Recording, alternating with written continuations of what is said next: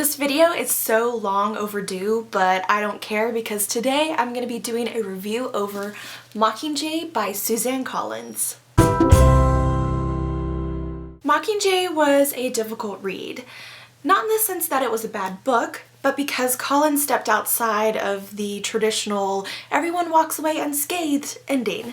So at the beginning of Mockingjay, we all know that Katniss has already been through so much, and we still have several pages left in this book, and we know that she's going to go through so much more. It was obvious the agenda that the politicians of District 13 and President Coin had. Katniss is a strong character, and she gave strength to the people of Panem to rise to their feet, and she gave them something to fight for. And President Coin and her little minions jumped on Katniss as soon as they had the chance to harness that strength that she had to use them for their own power. To me, President Coin was just another President Snow. Mockingjay was brilliant. It was a fantastic read, and it really drew out the emotions of the reader, at least for me it did. You felt what Katniss felt. You mourned with the districts when they mourned, and you rejoiced in the smallest of triumphs. And a lot of young adult fiction, these type of novels, when someone dies or something tragic happens, a lot of the characters just kind of go, oh, that was sad, and then they just move on. When I first got Mockingjay, Suzanne Collins had me worried just because I had experienced other series and other trilogies, and too many times had the author sort of just dwindled out in that last book to where I was just left unsatisfied, I didn't like it, and I didn't like how things ended, and I felt like it just didn't feel like the series that I had first started out loving. That was not the case with Suzanne Collins' Mockingjay. I did not get that at all. I was not left unsatisfied. I feel like Mockingjay was a very strong ending to a very strong story that she was telling. Ultimately, the entire book, I was trying to figure out who the good guys were, who we could trust. There was propaganda, there was betrayal, there was love, there was death, and there was a perfect ending in a not so perfect way. Because war is ugly, and it is not kind, and it leaves stains that never really wash away. Mockingjay, in my opinion, was awesome, and I don't say this lightly because, as I had said, many times other series and trilogies had let me down in the last book, but Suzanne Collins did not do that. I enjoyed Mockingjay, I loved it, and that's why I gave it a 5 out of 5. This is not the end of the review, but this is the end of the spoiler-free zone. I'm sure everybody, or all of you, have read Mockingjay by Suzanne Collins by now, since it came out in like 2010, but just in case there is that one person who has not read it, beware, you might just want to end the video here because I am going to be talking about some very key plot points, deaths, and everything else. So if you don't want to be spoiled, I'll see you later.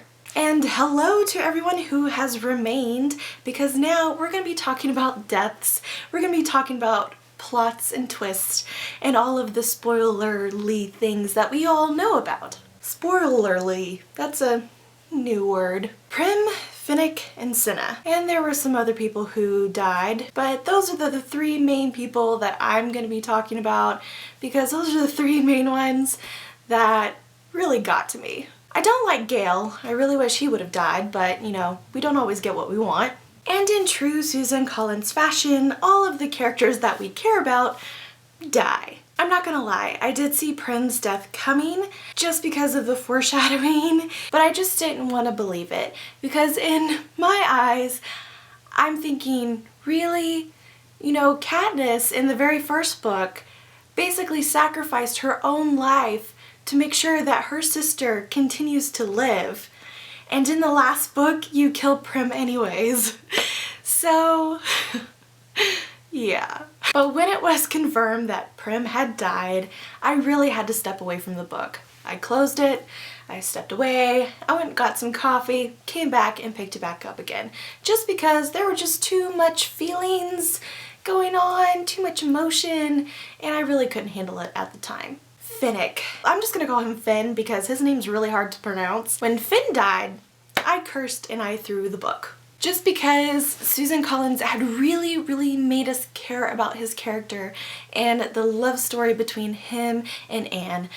Oh my goodness, it just really irked me. And I guess that's just how it is though. You know, you don't get to pick who died and who lives. Of course, you know, Suzanne Collins did, you know, because she wrote the book. But I guess in war, you don't really get to choose who lives and who dies. It was just one of those moments where, once again, I had to step away from the book. And Cinna. I think we all knew that he was going to die at some point in the Hunger Games trilogy. Just his actions in book 1 told us that he was one of those self-sacrificing kind of people. I don't really want to call him a martyr because he did it on purpose, but mainly because, you know, he was just one of those characters who had this, you know, strength to him and, you know, his beliefs and his morals, and we just knew that he was just gonna get killed off. But still, when it happened, it still hurt a lot. Now I'd really like to talk about Katniss a bit. Checking out other people's reviews, because I did watch other people's reviews while I was gone, just to see what they had said about Mockingjay. I think too many people think that Katniss was supposed to be like the savior and this perfect person who had so much strength. And Suzanne Collins reminds us that even the strongest of people don't always go unscathed when it comes to war. You know, war leaves its scars. You have to realize, at this point, Katniss is 17 years old, she's already been to hell and back, and at this point, all that matters is getting her family and being safe. Nothing else really matters. Not a political agenda, not getting the country back together in despite of all the chaos that's going on. She's just a 17-year-old girl. Let's jump over real fast and talk about Peeta, because whoa, just whoa. Seriously, when Peeta was like brainwashed and going after Katniss to kill her, it literally gave me chills, because I've always liked Peeta. I've always been Team Peeta, and really there shouldn't even be teams because he just kind of always had the leg up on Gale. But seeing him attack Katniss just kind of really disturbed me, because Peeta just always fits with Katniss. He's her other half.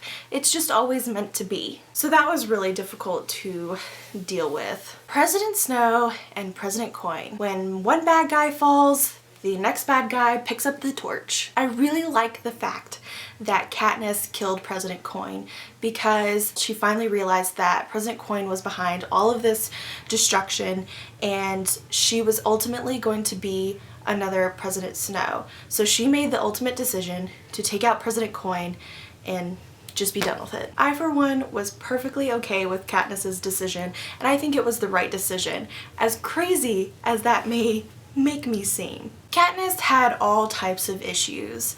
I know a lot of people don't like the way that she handled things, but I think Suzanne Collins was trying to show us how war really affects people and their actions. Katniss isn't your savior. She isn't perfect. I still consider her a very strong person and character, but she was very much broken at this point. Remember, she's 17 years old. She is a human being. She's fiction, but Suzanne Collins was trying to show us that war wasn't a game at all. It is real, it is ugly, and it leaves marks. It may be young adult fiction, but it doesn't mean that you get a happy rainbow and sunshine and daisies ending. Which is why I gave Mockingjay a 5 out of 5 stars, and my ultimate respect to Suzanne Collins for breaking outside of the norm and bringing a little bit of realistic issues to the story. Thank you so much for watching my long overdue book review of Mockingjay. Please tell me in the comments whether or not you agree, disagree, your thoughts, your feelings over the book, and how excited you are to see it in theater. My next video is going to be about my internship in New York City. If you have any questions in regard to that video or my internship, leave them down in the comments below and I'll do my best to answer them in the video. Thanks so much for watching, and I'll see you next time. Bye!